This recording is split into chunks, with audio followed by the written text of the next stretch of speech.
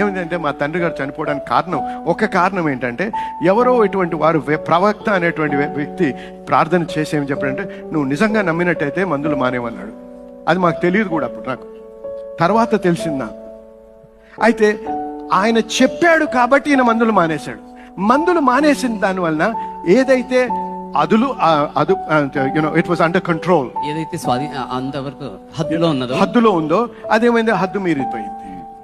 ఆ బ్లడ్ ప్రెషరో మరి ఏంటో ఏమైందో కానీ ఆ అటాక్ వచ్చింది, దాంతో ఆయన మరణించారు. చూడండి ఎంత ఎక్స్పెన్సివ్ కాస్ట్లీ ఎక్స్పీరియన్స్ అయిందో ఇది. మాకు వేదన, మాకు బాధ, ఇవన్నీ ఎందుకు?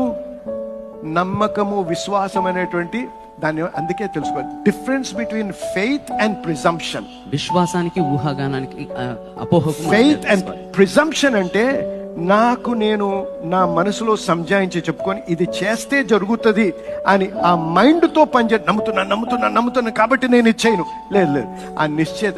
ఎవడు నిన్ను బలవంతపరచక్కర్లేదు, ఎవడు నిన్ను నూకనక్కర్లేదు వెనక నుంచి. నువ్వు చెయ్యి అని చెప్పి నీ హృదయంలోంచే నీకు ఏర్పడుతుంది. నీకు ఆ నిశ్చయం ఖచ్చితంగా